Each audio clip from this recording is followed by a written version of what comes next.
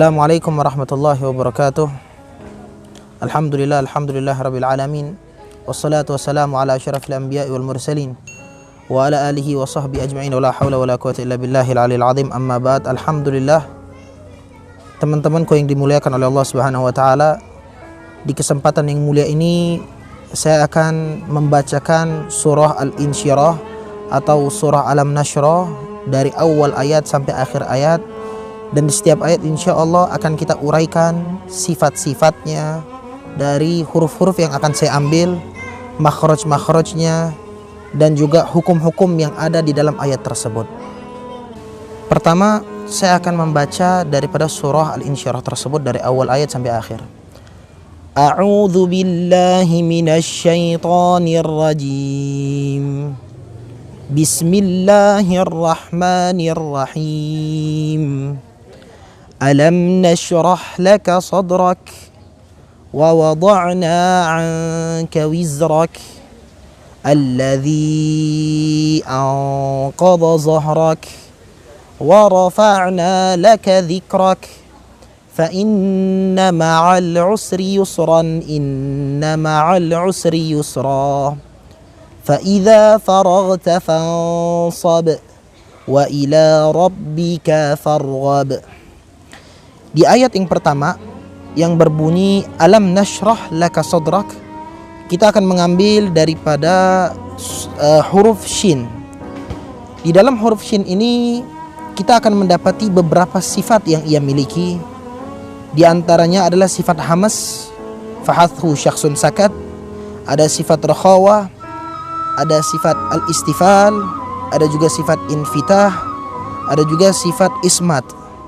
Dan juga untuk sifat aridah atau sifat yang tidak memiliki lawan, ia memiliki sifat yang bernama sifat at-tafasyi, khusus untuk huruf shin, sifat tafasyi ini.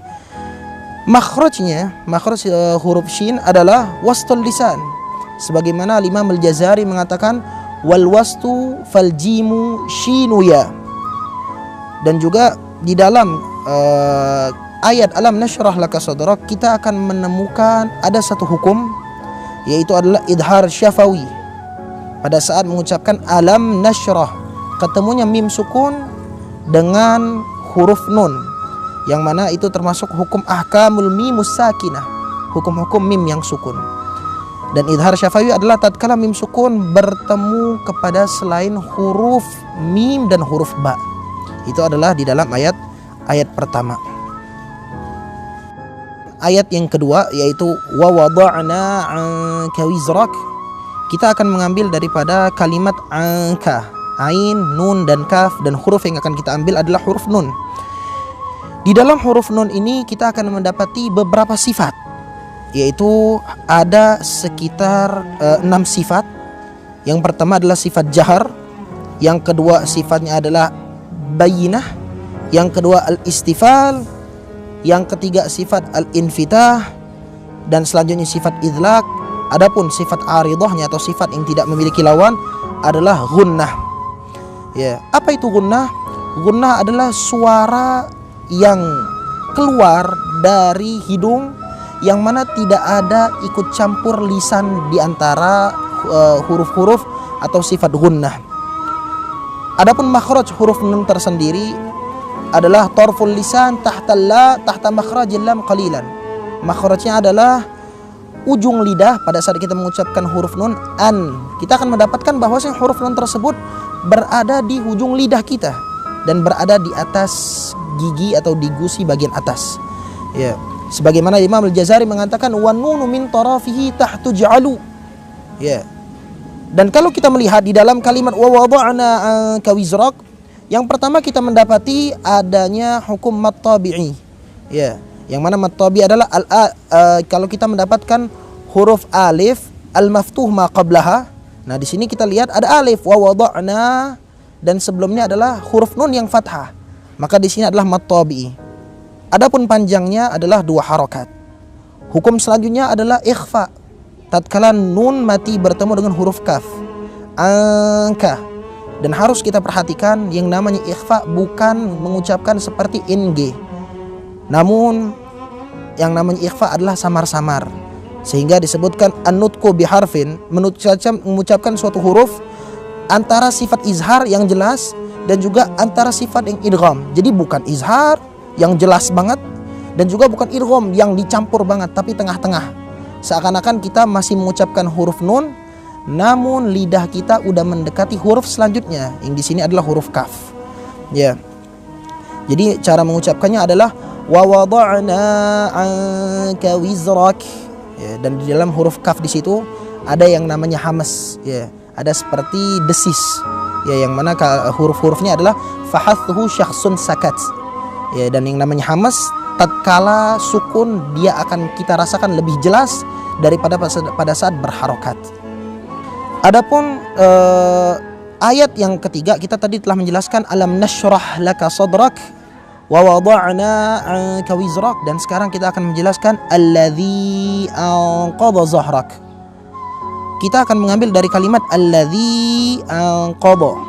Yang pertama kita akan mendapatkan hukum mad jaiz munfasil. Apa itu mad jaiz munfasil? Ayyakuna harfu mad akhir al-kalimah wal hamzah awal kalimatin ukhra. Kita akan mendapatkan huruf mad tersebut berada di akhir kalimat. Ya, dan di sini kita lihat ada huruf ya, alif, waw, ya. Ya-nya di akhir kalimat alladzi, dan kita akan mendapatkan hamzah di awal kalimat. Di sini adalah anqadha.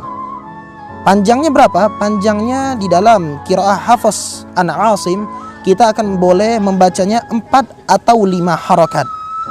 Dan di dalam kalimat alladzi anqadha kita akan menemukan satu hukum, yaitu adalah hukum ikhfa. Ya, adalah hukum ikhfa, yang mana anqadha, nun mati bertemu dengan qaf. Nah, huruf yang akan kita ambil dari kalimat ini adalah huruf qaf. Apa itu qaf? Qaf memiliki beberapa sifat. Di antaranya sifat jahar, syadid, isti'la, infitah, ismat. Adapun sifat aridhahnya adalah qalqalah. Ya. Qalqalatun qutbu atau qutbu jadi. Ya. Jadi pada saat mengucapkan huruf qaf ini jika sukun akan terasa, sangat terasa bahwasanya itu ada pantulan, yaitu adalah huruf qaf. Jadi pada saat membaca ayat tersebut alladzi anqadha zahrak, dan di akhirnya tetap ada hamas karena kaf yang sukun. Ayat yang tadi alladzi anqadha zahrak, kita akan menemukan ada beberapa huruf yang tafkhim atau tebal. Karena huruf-huruf tebal di dalam Imam Al-Jazari mengatakan khussa dagtin qidh. Di sini di alladzi anqadha zahrak kita akan menemukan huruf qaf itu tafkhim tebal, huruf dhad juga tebal, ya. Khussa dagtin qidh, dan juga huruf dha, ya, di sini. Ayat selanjutnya adalah wa rafa'na laka dzikrak. Kita akan mendapati hukum yang pertama adalah wa rafa'na, ya, mad tabi'i. Alif as-sakinah al-maftuh ma qablaha. Alif yang sukun dan sebelumnya adalah berharokat fathah. Wa rafa'na, nunnya fathah dan alifnya sukun.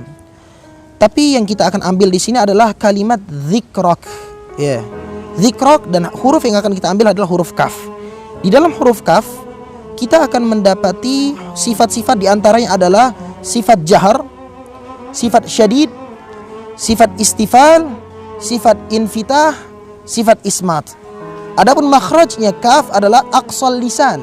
Lisan yang paling dalam, kita akan bisa merasakannya pada saat kaf tersebut kita sukunkan. Ak, kita kerasa bahwasanya di mana sih tempat terakhir kaf itu stop.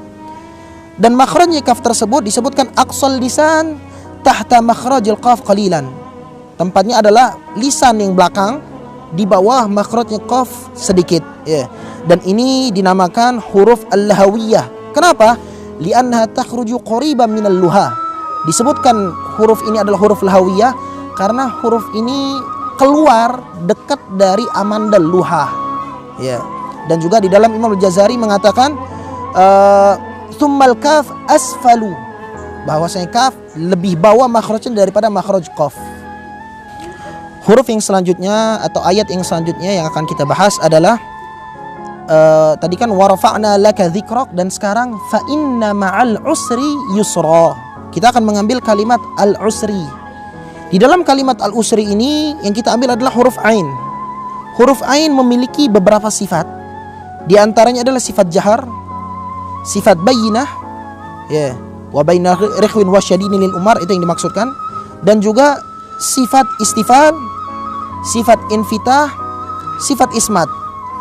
Adapun makhraj huruf ain adalah wastal halaq, di tengah-tengah tenggorokan. Sebagaimana Imam Al-Jazari mengatakan wa min wasatihi fa'inun ha'u. Nah, kita akan mendapati di dalam kalimat al-usri adalah huruf ro. Kenapa huruf ro ini? Ro bisa memiliki dua sifat. Terkadang ro tersebut tafkhim, tebal, terkadang tipis. Adapun di kalimat al-usri, ro-nya di sini berupa ro yang tipis. Kenapa? Karena harokat ro tersebut berupa harokat kasroh. Jadi cara membacanya adalah fa inna ma'al usri, usri. Adapun yang keduanya fa inna ma'al usri yusra. Dan ingat, yang namanya tafkhim sama tarkik, bibir antara dua ini nggak ada ikut campurnya. Jangan sampai mentang-mentang tafkhim akhirnya kita ro, ini nggak ada ikutan. Fa inna ma'al usri yusra, ra.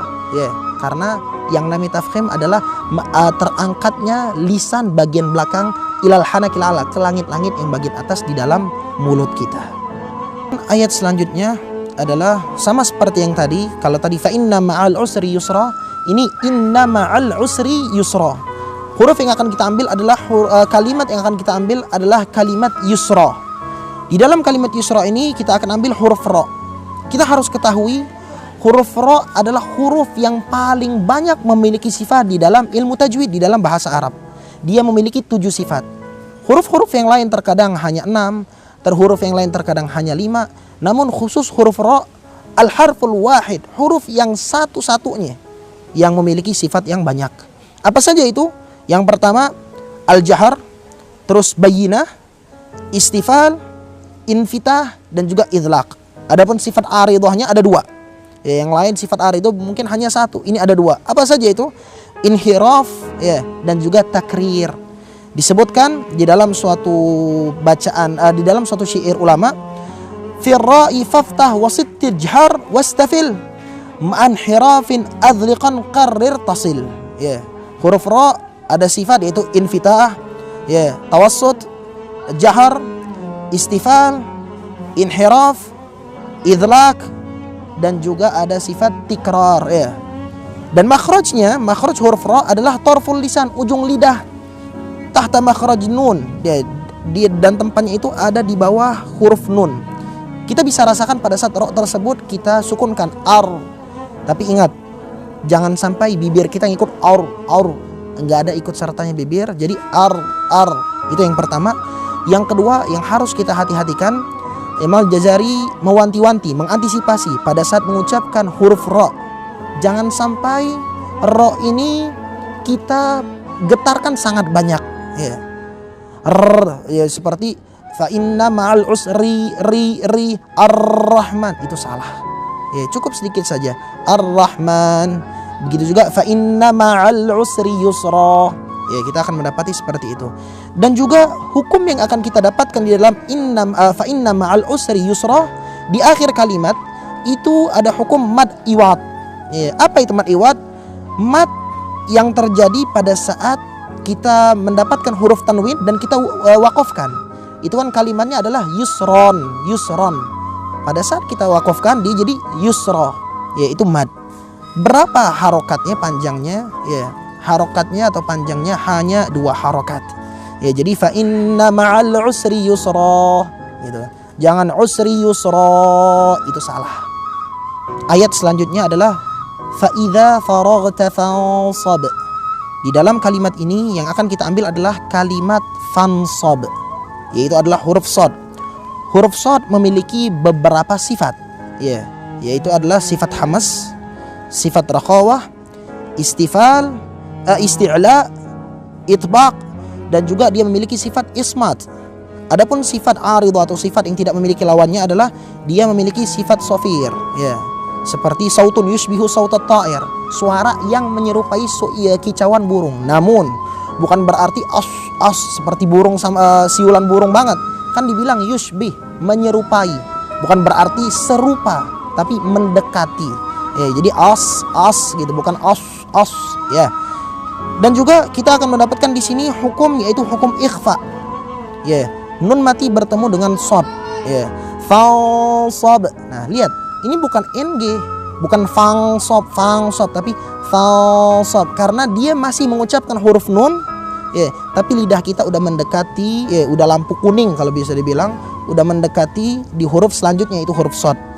Dan makhraj sod adalah tarful lisan, ujung lidah, ma'a ma baina tsanayal ulya wa sufla, ujung lidah dan antara gigi atas dan gigi bawah, di tengah-tengah. As, jadi bukan ke atas lidahnya dan juga bukan ke bawah. As, tapi ke tengah-tengah. Disebutkan oleh Al-Imam Al-Jazari, was-safiru mustakin minhu wa min fawqi tsanaya sufla. Adapun hukum selanjutnya yang akan kita dapatkan di dalam kalimat fansab adalah hukum qalqalah kubra. Kenapa? Karena ba yang sukun dan berada di akhir kalimat. Fansab, gitu. Fansab. Ayat yang terakhir yang akan kita bahas adalah wa ila rabbika farghab. Di dalam kalimat ini kita akan mendapatkan beberapa hukum. Yang pertama adalah ila. Ya, di situ ada alif, sebelumnya al-maftuh ma qablaha fathah. Jadi dia mat tabi'i berupa 2 harokat. Rabbika farghab. Kalimat yang akan kita ambil adalah kalimat farghab. Dan hurufnya yang akan kita ambil adalah huruf gha. Ada apa dengan huruf gha? Huruf gha memiliki beberapa sifat. Di antaranya adalah sifat jahar, sifat rakhawah, sifat isti'la, dan juga sifat infitah dan juga ismat. Adapun sifat aridah atau sifat yang tidak memiliki lawan, dia tidak memiliki sifat ladid yang tidak memiliki lawan. Makhraj huruf gha di mana? Adnal halaq, ya, di adnal halaq.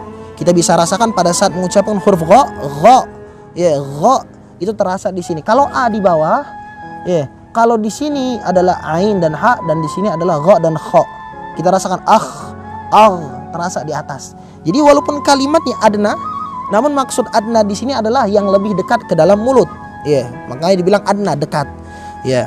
Dan juga di dalam kitab Imam Al-Jazari beliau mengatakan adnahu ghainun kha'uha.